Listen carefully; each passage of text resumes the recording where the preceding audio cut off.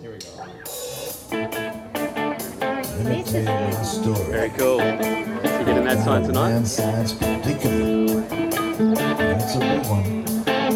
Goes like this. Yeah.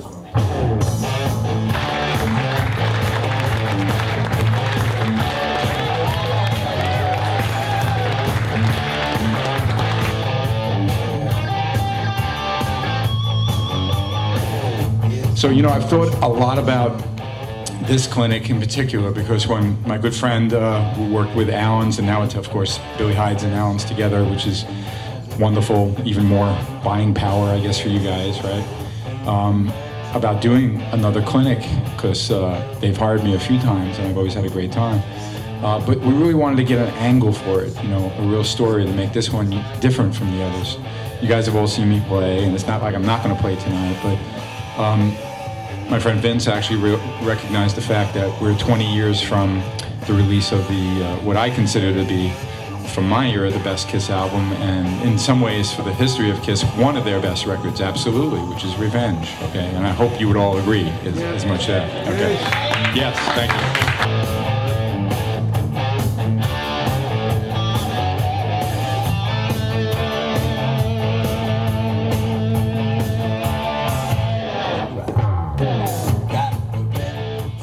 That record for me was a combination of trying to get really wild. Part of the reason Ezrin wanted me to have these tapes was because the record was so important.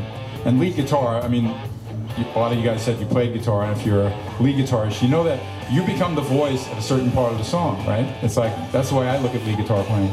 It's like, you want to kind of like, I'm a melodic player, so that's why I look at it that way, but the lead guitar really steps forward and becomes this memorable part of the song. So. In many ways, we knew that the material was going to be quality, we knew the production was going to be great, that the sounds, Eric Singer played his ass off on this thing, and Gene played the best bass he's done, even though, you know, I'll give you away a couple of secrets later. But, you know, the guitar work was going to have to be paramount to making this record successful, you know, and to be taken really seriously. So he took me aside and just like, take these home. I want you to study this. I want you to come up with solos. He knew I had like a little studio at home. Back then it was like a 12-track Akai. It was a big thing, but it worked on like kind of these almost like VCR tapes, if you remember back then. Pretty primitive, but it worked. In fact, both Paul and I had one. Even Eric Carr owned one. So it was a good way to multi-track and record. Okay, so let me play you a little bit of just to show you what I mean about being in the studio and needing to preserve some things. Once we captured something like this, you'd have something like this. Love's lots of money. Those are the real vocals. Backs against the wall.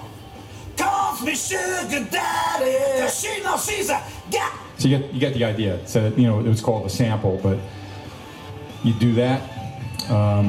You can tell it's double tracked, perfected, maybe triple tracked.